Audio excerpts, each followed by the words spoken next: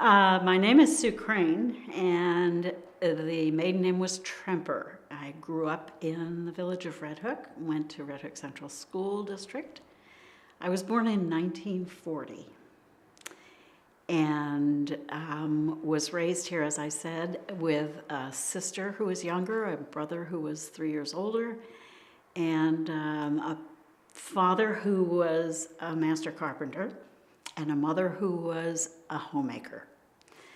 And the village at that time was a very intimate group of people. Most people knew each other, knew the families. There wasn't a huge amount of commuting on the part of people who lived here prior to 1940. People pretty much made their living here. Some people commuted to jobs, but largely it was a self-contained little village. And when I went to kindergarten, I met some of my lifelong friends who are still friends. I walked. It was a block and a half from school, as did some of the other children that became, again, my lifelong friends. Can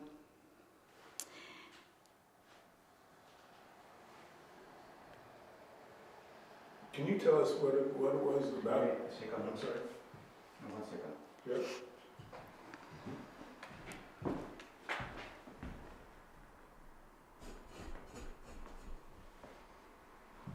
Not getting, So you're some storyteller. not getting my voice? No, she's something else.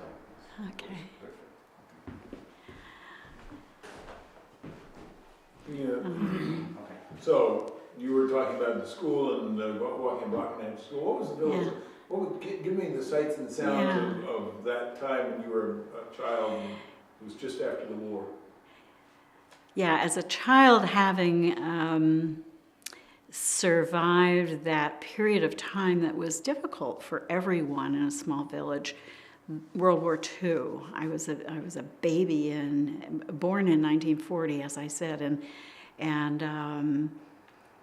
you know, children don't know that they are deprived of anything until after the fact, and then you have memories of things that happened in the kitchen at your mother's feet.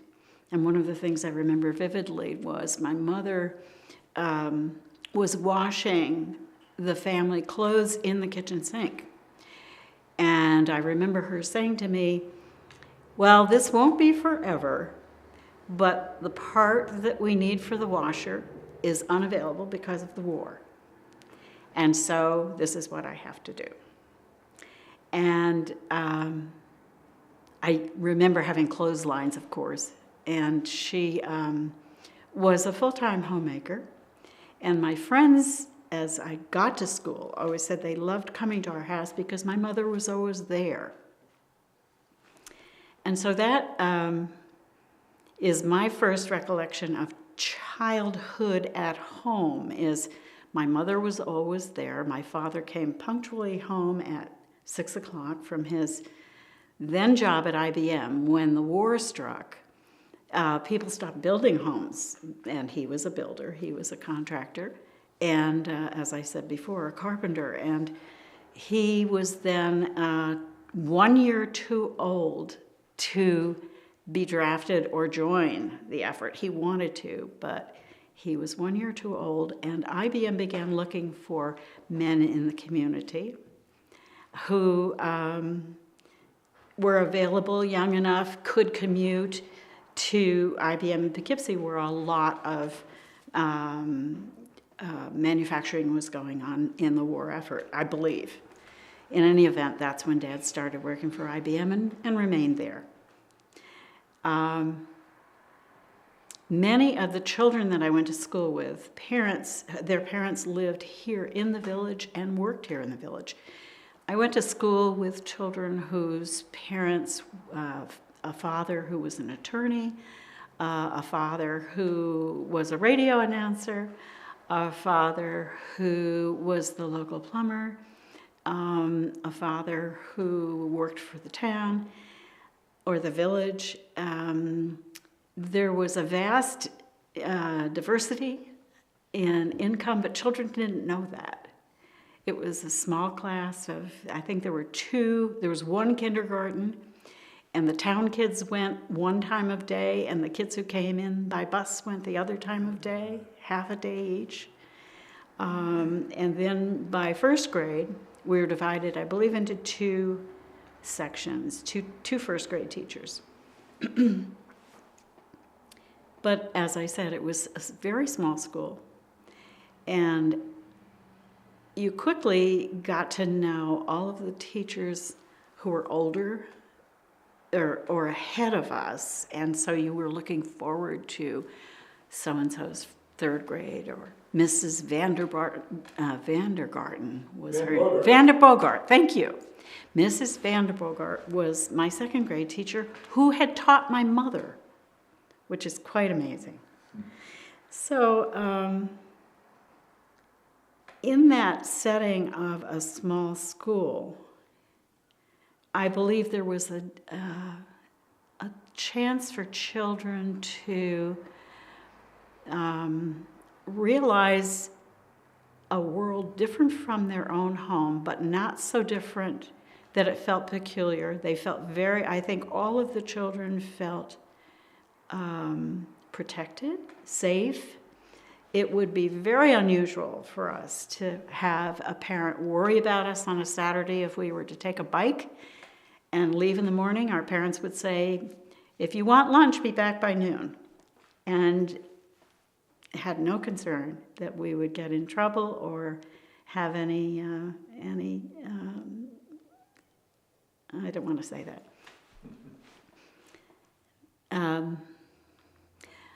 Our parents, our mothers, were not concerned about our safety.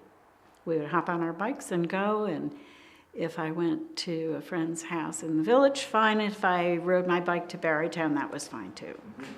There was a whistle that blew at noon at the local firehouse, and that was the time that you'd better be home for lunch if you want lunch. The summers were idyllic. Summers were absolutely idyllic. Kids learned to fish from each other. Kids learned to play in ways that mimicked what their parents were doing. Some of us had the advantage of more books than others. Some of us had parents who had the capacity to see ahead and buy gifts for their children that had a long range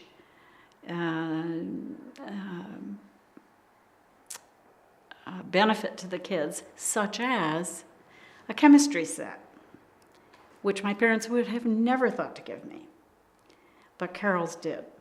And so Carol and I, in her bathroom, developed smoke and had a wonderful time with horrible smells coming out of that bathroom. And I'm wondering if her parents really were ready for us. But in any event, in our house, we mimicked my mother by baking cookies. She always had some kind of something going. So my friends loved to come to our house to learn to bake and cook. As I grew up through school, the question of when did you see that you needed to make something of yourself, came to me, and I don't know how. I guess probably through osmosis. Other kids were talking about what they wanted to do. And I think in those days, for women, for sure, there was a prescripted career that one could look to if you weren't going to be a homemaker. At least this was true for me. And it would be either a teacher or a nurse.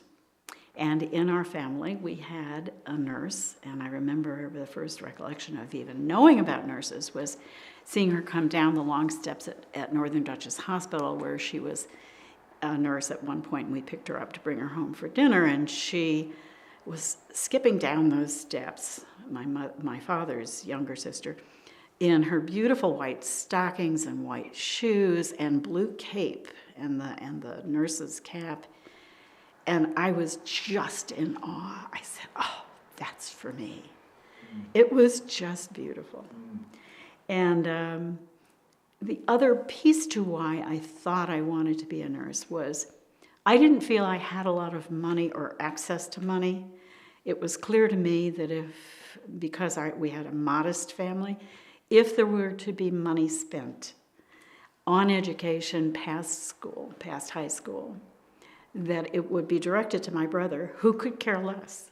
He didn't want any part of college and was not a student, but a wonderful guy, very popular, and was loved by everybody who knew him, except that he didn't aim his sights high enough, in my opinion, looking back, because he's a very bright guy to this day. Nevertheless, my father could not cajole him into going to college or even thinking about it. And I, on the other hand, was the best student of the three of us, and I felt that nursing school would be the place that I could afford to go, that I would make some money while I was going, and I would have a career at the end of it. So through high school, I looked at courses that would prepare me for that. Latin, math, sciences, all the while joining every opportunity I had to be with other kids to do the social things, you know, and such as cheerleading and hall monitoring, and cheerleading was the best fun because girls' sports were non-existent when I was a freshman in high school.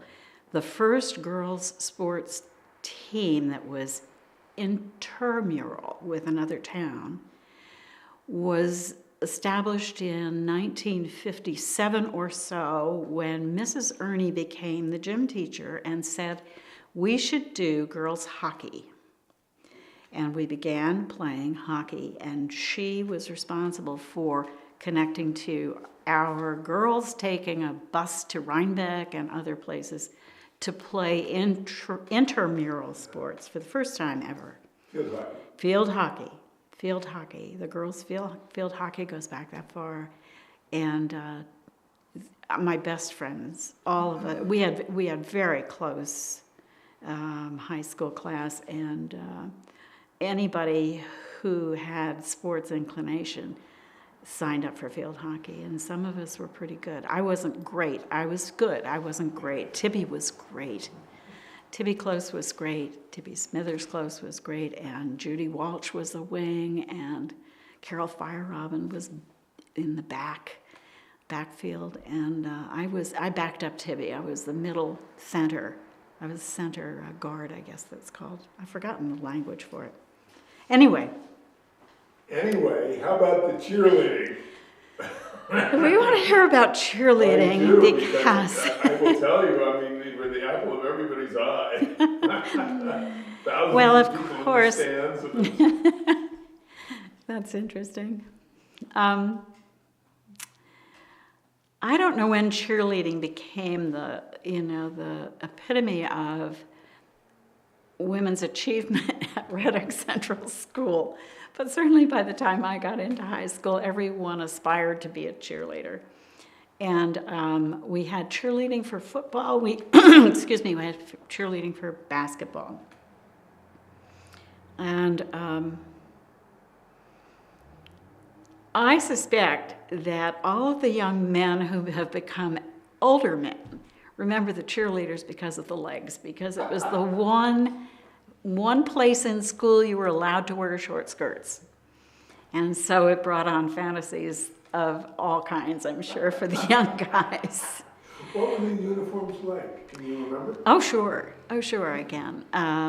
The uniforms for women were, the cheerleading uniforms were, I was trying to think, there were football and basketball uniforms, two different uniforms. And the basketball uniform was a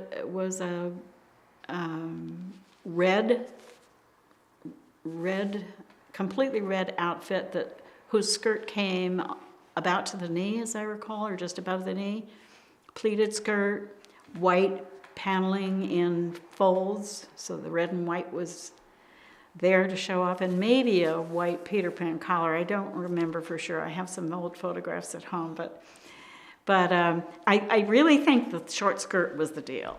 That was it. In terms of, and we had pom-poms on white sneakers, red and white pom-poms. I can remember sitting by the hour with my friends making these red and white pom-poms so that we looked really sharp, very competitive. We were, out there head-to-head with some of the girls from other towns, and we were not going to be outdone. So anyway, the red and white was very striking, and we had some gals that were very agile, and we worked hard at these little productions that were, between games and quarter time and halftime, and the football aspect was, I believe, it's a terrible thing to say, I cannot be sure I know what the football uniform was, other than a sweater. I do remember a sweater with a big red R on it for Red Hook, red R, white sweater, and probably slacks, but I'll be darned if I can remember for sure. Do you remember? Excuse a me. little sample of a basketball cheer, please. No. We had a chair. Yeah. There was one chair that was always brought the stands down, and that was something called a clap chair. And all it was simply clap, stomp, and the girls came across the basketball court toward the bleachers in full force, and the last thing, the stands, when those bleachers were thumped by the kids joining in with this clap, thump, the thump was thundering. And the end of the thing was Red Hook, yay, and we would leap in the air and come down in a split. And everyone loved that. The other thing we did that I still look for when I go to games, and I'm not sure it's practiced anymore, but it should be, is we always sang the alma mater. It was important to us. It was a sense of community. It was almost a national anthem kind of feeling, that this is a place where you're safe, you achieve, and you're proud of. And I still go occasionally to school and wonder. I don't attend too many sports events anymore, but I wonder if they're still singing the alma mater at those games.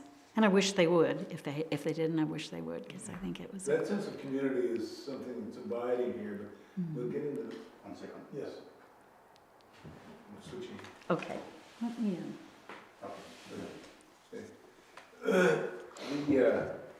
The sense of community is something we wouldn't get to, but I wanted just one last glimpse from a home game in the gym on a Friday night. Oh, After the game, after Red Hook, of course, won, what happened? what's exciting about the memories, what's exciting about the memories of basketball games in particular were a couple of images that come back easily. Of course, there was only Linden Avenue School that housed kindergarten through 12th grade when we were in school. The town had not begun to grow yet in terms of development in the community as a commuter's paradise. So we could do a lot of things that included 7th grade through 12th grade. And after a basketball game, there was a jukebox that was rolled out on the stage because it was a basketball court and an auditorium that was set up for an auditorium on those days.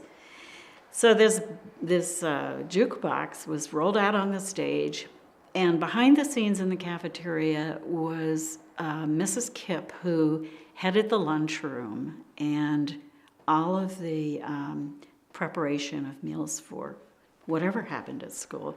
And she and her team, the day of basketball games, had made little tea sandwiches. And there were tea sandwiches available. I remember particularly, I loved her egg salad, loved it. And didn't matter how much I'd had for dinner, I had at least one of those. And tuna fish and, simple sandwiches, but I don't remember what we had to drink. I'm sure there was something there. There was soda or something, lemonade, I don't remember. But the tea sandwiches I remember very well, and we all looked forward to those. And when we did our little snack, we came back into the gymnasium where this jukebox was ready to go. Because the floors were important, everybody was very jealous about protecting those floors. So when gym was conducted in that gymnasium, or we had a dance, we took off our shoes. So everybody pulled off their shoes, and somebody started the jukebox going, and we all had a sock hop for the better part of an hour, I think, after basketball games. And it was a social time. It was a time for some romance to take place. It was a time for kids to gossip about each other. It was a time to say, I wonder if those Pine Plains kids are going to be hanging out downtown when we leave here, and whether there's going to be any trouble. It was that kind of, extension of the evening, and the kids loved it. We just loved it. Marvelous. Your family has long and deep, deep roots in this village, in this town, and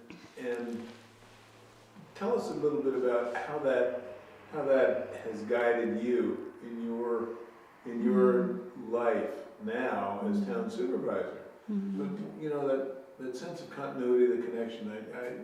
We want to get a sense from you about what it really means to have grown up, but now to be leading this community for a long time now. Yeah. What motivated? Why? So there's a transition between high school and becoming a mother of my own family and remaining in the community where I grew up. That was one that was dramatic, actually. When the Kingston-Rhinecliff Bridge was built, I was a junior in high school, and the reason I know that is I was taking driver's ed. And one of the first solo trips I took with another kid who had a license, I finally got my permit, was across the Kingston-Rhinecliff Bridge. So I was either a junior or senior, so it had to be 1957 or 58. And with that bridge, it became possible for Red Hook to become a bedroom community for a massive IBM installation in Kingston. And it changed the town of Red Hook forever. There were large developments built and a great deal of financial increase in opportunity for families who lived here. The school systems grew like topsy. In fact, there was a time when before the elementary school was built, children were going to school here in the village, in storefronts. So it happened that quickly. So change happened very rapidly during that period of time. And I never in my entire life dreamed of politics as a career. I am supervisor of the town of Red Hook, now 7 years going into my final 8th year, and was before that 10 years on the town board. But 20 years ago, I had no notion of politics. I was busy with a number of successive careers, but always felt privileged to be able to have remained in the place where I grew up. And part of it is, even though I don't know all of the people who live here, I have a sense of a quality of life that exists here where people care about each other. I mean, it doesn't matter about to me, and I don't think to most people, it doesn't matter the value of the property you own, or where you work, or what your children are engaged in as they grow and become adults and have a life of their own. What matters is your sense of connectedness, I think, to your personal past and your expected future. There's a connectedness to those of us who have been privileged to live in the same place. With that comes a little bit of confusion, I must say, because I can walk down the street today to see one of my grandchildren's activities on the same sidewalk I walked to school at the middle school when I was a kid. And I will get this breathtaking moment of feeling, am I really over 70 years old? Can it be that much time has passed? Because I can almost have a sense of the little girl who had her books, walking to school, ready to meet her friends. And that is such an enormous, and I think in this day, unusual opportunity. And I really feel very blessed to have been able to live here. By many accidents of life, I have remained here. I have to change the budget. Yeah. You got me. Within, yeah. Yeah. You all right? You Okay. So this sense of past and present and future has been mine, especially because my great-grandparents lived in Red Hook. My great-grandparents lived in Rhinebeck. My parents fell in love in Red Hook, and my father built a home for my mother on property my grandparents owned, where I grew up. I am now living in my grandparents' home that we bought from them when we were in our late 20s and could ill afford a home, but you know, you take risks and you don't even know you're getting in trouble until it's too late, and then you find your way out of it.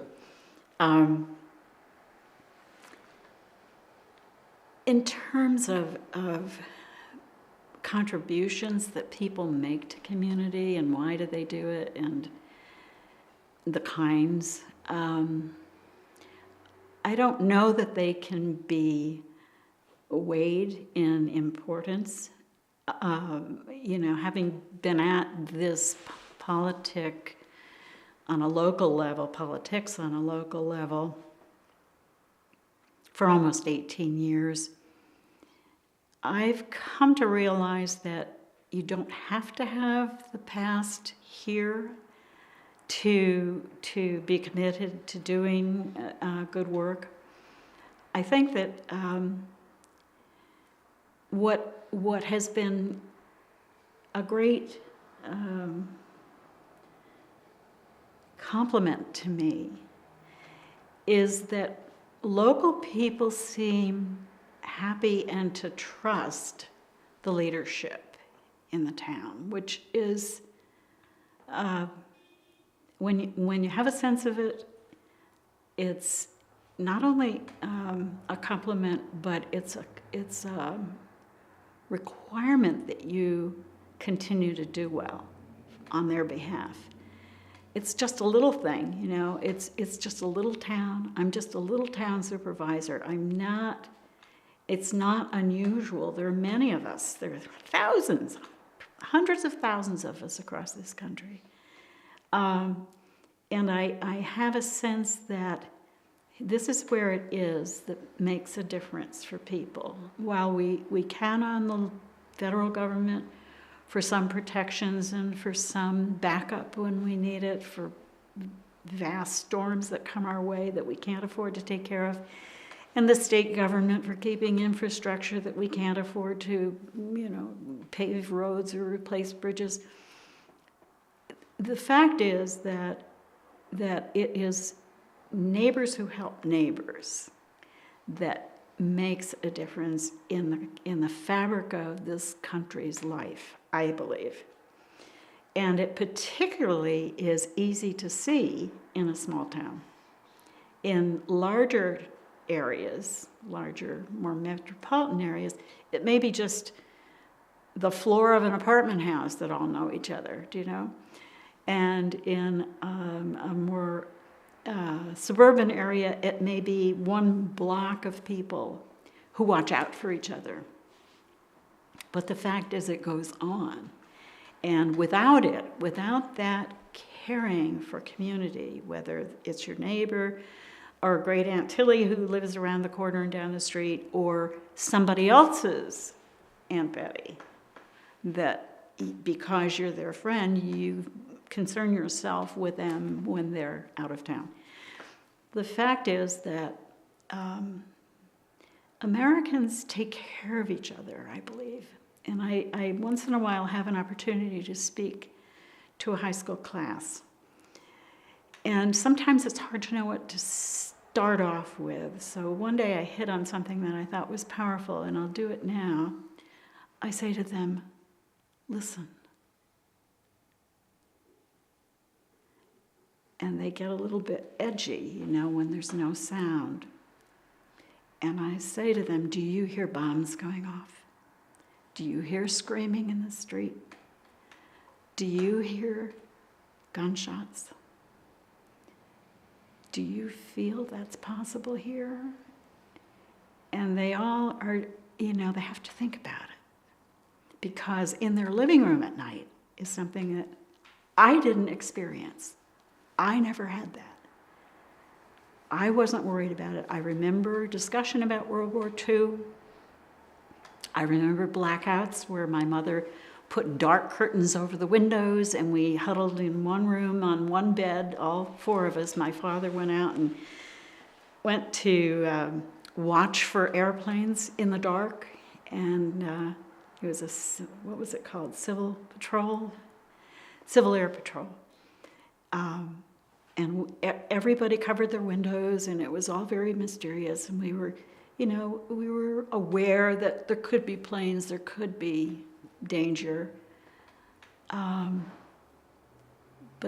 it was far, far away, really. You know, it wasn't ever present. And I don't know how to get the innocence back. If I had to give a gift to the children today, that's what I would give them. If I had to make a wish for them, is that there is an innocence that is somehow lost with so much information, that I worry that they don't know what fun ice skating is. I don't know if they appreciate walking in the woods without a sound, and then a bird appears, or a sound of rustling suggests there's a bunny in the brush. We had time to do that, and I hope that parents will realize and make that opportunity available for their children, because it's a lifelong joy that you can take with you from childhood. It's often said that people love to go to Rhinebeck, but they really love to live in Redmond. Tell us about that. What is it that you've been talking about? What is it, and how do we maintain that sense of connectedness for the future? How do you think that's happened? Or what do we do? Is it person to person? Is it because we suffer from the lack of a community newspaper anymore? Mm-hmm. Well, there's a connectedness today, in today's world, that those of us who are 70 and maybe a little bit younger are not as comforted by as people younger. And it's not to suggest there isn't connectedness. I just think that it's different. certainly with technology, the connectedness is, the ability to connect is worldwide, is instant. If we have a conversation at our family dinner table and the grandkids come up with a word, or I say a word and they say, what does that mean? Somebody grabs a cell phone, plugs it in, and says, in 30 seconds gives the definition in all of its glory to all of us. So I think the generation of people between my grandparenting, my children's parenting, and their children who are now of an age that they probably won't, because of the economy, won't parent when we did, but nevertheless could. The difference between where I am is looking forward to simplicity and doing things that are satisfying to me that may not come back. And that concerns me a little bit. The reading of a good book may not be where, or any book, that's certainly subjective, isn't it? May not be something that is part of what they do with their time. It's not to say that what they do with their time is not important. It's just different. And because technology has changed everything. Yeah. It truly has. How do we continue this connectedness to Red Hook? How is it? I mean, well, you're doing it. Well, I mean, yeah. But you're doing it. But how? I mean, the spirit of volunteerism is yeah. alive and well in Red Hook. Yeah. Well, that said, the spirit of volunteerism is a large topic. As I am looking forward to retirement, I am thrilled with the number of people I've come in contact with over the almost 18 years that I have worked in town government. And in Red Hook, we could have never accomplished what we have accomplished without volunteers. While the town government is 5 people, each with 1 vote, and a few employees, we have at Town Hall only 5 full-time employees in Town Hall. 5. We do all what we do with 5 full-time employees and half-time or part-time employees, other than the highway people who are full-time. There are 8 full-time highwaymen and a superintendent. So that's a very small group of people to keep things moving. And the way we do, the work we do, is through committee and through each of the 5 members of the town board and the superintendent of highways, involving people who are willing to give a few hours. And they do that in myriad ways. So we have a rec park that is the envy of the county, because we have a retired teacher who runs the programs and is attractive to all of the volunteers who are interested in sports, and he has this cadre of people who are willing to help him. With a small budget, actually, for all that gets done. He's an amazing director of recreation, John Kuhn. Mm-hmm. The tree committee is a good example. Another retired teacher who saw the importance of, we have aging trees, and we have some change in the overall appearance of the town, and there is a national effort to realize how important trees are. And this woman responded to that when she retired, formed her tree committee. We've been Tree Committee USA for, 10 years or more. And she has a small group of people, but they are a hardy group, and they have figured out how every spring to get out there and refurbish the town and the village. There's a village tree committee as well with these gorgeous, beautiful trees that someone else is going to sit under the shade of one day. It's a wonderful thing. And without the community loving the community, that wouldn't happen, There are a lot of organizations here that are small but important, and they have a small group of core volunteers who give and give and give, fire company being an example. So what you're talking about is passion? Yeah, it's finding a way to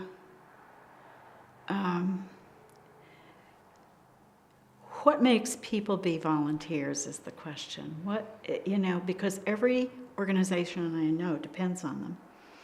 And usually it's a matter of passion on the part of the leadership for either a project or a vision or an activity. It can come down to something simple as, here is something we have to do. We have 3 months to do it. Can we get this done? And I'll give an example of one of the best, I think, volunteer committees we had that made a huge change in Red Hook. When I first got on a town board, we recognized a need for senior affordable housing in Red Hook. And we received a letter. Jack Gilfeather was the supervisor at the time, and a group of people who were probably 60 or more sent this letter. I think there were 70-some signatures on the letter saying, listen, towns in surrounding communities have affordable senior housing. What are you going to do about it, basically? We're aging out of the big homes we have. We need a more practical place to live. And because I was on the hospital board and because I was familiar with Wells Manor, which is just such a housing development in Rhinebeck, I thought this will be my project. This is something I can take on. And so to make a long story short, we identified 7 or 8 people from across the spectrum of talent in Red Hook, an attorney, an insurance broker, a woman who had been involved in senior housing, a woman who was a social worker. And anyway, I recruited this group of people to come together, and they had developed a passion. That's what the answer was. They developed a passion, and they were discouraged. They started over. They appealed to the state. We had people from the state come here, look at properties around, and so on. And we earmarked the old pie factory location as a rundown, disabled, and off the tax rolls because the county had seized it for lack of taxes. So we worked with the state, the county, and this small committee of people to draw attention to, this is the place. People can walk to services, people can be comfortable, we can raise the money. And it took 6 years to develop a plan and get something going. But now there are a total of 96 units with maybe 150 families or more affected, who are local people whose family members live there, have moved there to be near them, or not, have just moved there from this, central village of Red Hook to there, because it makes sense for them. And I had no idea that it was going to take so long. I mean, we were raring to go for a while, and then, you can't, if you see something that's important, you need more than one person to do it, because you will get discouraged and you need someone who won't. And so it takes a group of people to, pick up the pace when those of us who got started may say, gee, I don't know if this is going to work. Yeah. And here at the Elmendorf, you have done it. I mean, it's been an evolution. Do you know, I worked in the Grand Union when I was a kid in high school. At age 15, as soon as I could get my working papers, I became a checkout, cashier. And I remember when this little Elmendorf was threatened to be torn down by the Grand Union to make a parking lot. And it was just a few people who decided, no. This is an historic building. This place has importance. And we can teach, we can connect that past with our kids in the future and let them know that things change, but, there's certain aspects about a community that deserve to be revered. And this is one. Interesting you should say that, because you're sitting probably in the spot where the first supervisor that had a Red Hook convened the first town meeting in 1813. That's wonderful. When I was just to take you 1813 to 1940s, this building was, I remember that door being the place where we pulled in after church to get what was called a 49er, which was a block of ice cream that was equal to a quart. It was just big enough to fit in the refrigerator freezer of the old freezers, Yes, I do. And it was on a good day, it was Sunday afternoon dessert. Can we go to Mr. Pulver's to buy a 49er? Was the question on the way home from church. And it was dispensed right out of that door. So there was some sort of retail thing going on here. Honestly, I don't remember enough about it to remember anything other than the 49er. And I remember that. Well, I think if we may, the last kind of observation would be your take on the need to recall our history, to preserve what we have, because what goes around comes around. It may be different, but fortunately. Yeah. So the question is how to retain some of our history so that people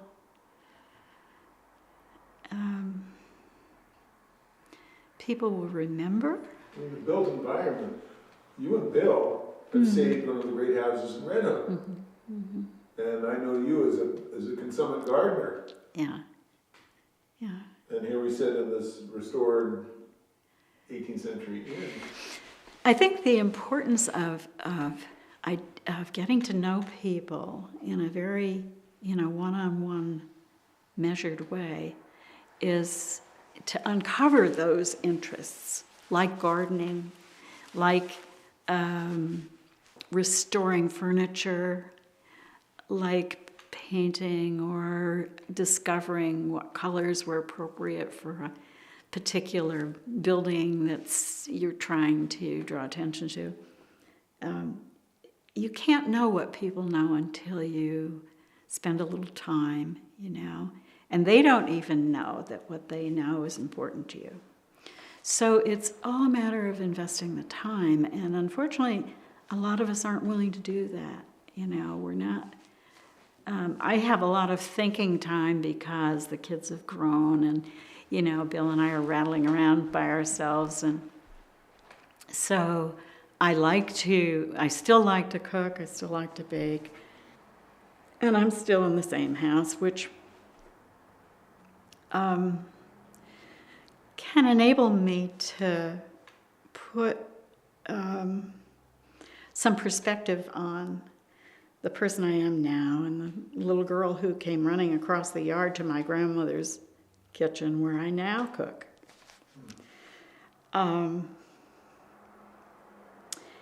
And in thinking about that, I think we all should know that we're all the same. There is no difference among us. We all have a past.